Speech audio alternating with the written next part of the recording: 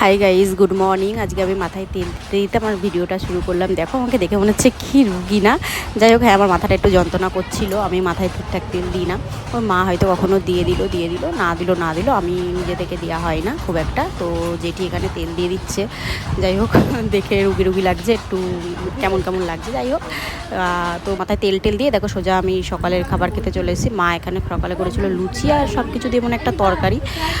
যাই হোক, এখানে আমি খেয়ে নিয়ে আমি এটা দেখাচ্ছিলাম, এই যে আমাদের বাড়িতে কাজ হচ্ছে, যে ঘর রং টং হচ্ছিলো, তো ওইটারই আমি দেখাচ্ছিলাম যে ওইখানে জেঠি দাঁড়িয়ে রয়েছে।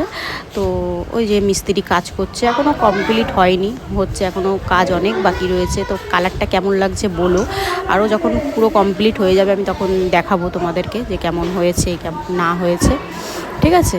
তো এখনকার জন্য এইটুকুই দেখো। আর হলো এটা বিকেলবেলা এখানে কারেন্ট চলে গেছিলো আমাদের পাড়ায়, দিয়ে তার জন্য এখানে সবাই রাস্তায় এক জায়গায়, এখানে আমি দিদার সাথে একটু আড্ডা মারছিলাম, ওই যে কাকি মা দিদা আর ওইগুলো একটা জেঠি হয়, সবাই ওরকম দাঁড়িয়ে কথা বলছিলো। আর আমি মানে ঘুম থেকে উঠে গেছে না, চোখ মুখগুলো একটু ফোলা লাগছিলো, আর এত গরম লাগছিলো ওই টাইমটা, কি বলবো সে মানে বলার মতন না। তো যাই হোক, গরম তো পড়বেই গরমকাল। আর এখানে আমি ওটা দেখাচ্ছিলাম, ওই দেখো আমাদের পাড়ায় প্যান্ডেল হয়ে গেছে চড়কের। তো তোমাদের কাদের পাড়ায় হয়ে গেছে জানিও গো, আমাদের পাড়ায় অনেক দিনই হলো হয়ে গেছে। তো যাই হোক, তারপরে বাড়ি চলে আসে, আমার মা চা করে। তো ওই যে চা খাচ্ছিলাম আমি, দিদা, কাকি সবাই মিলে। আর আমি ওইটাই বলছিলাম যে কাপটা খুব কিউট। তো যাই হোক, ভিডিওটা কেমন লাগলো বলো, যদি ভালো লাগে তাহলে একটা লাইক করে দিও। টাটা।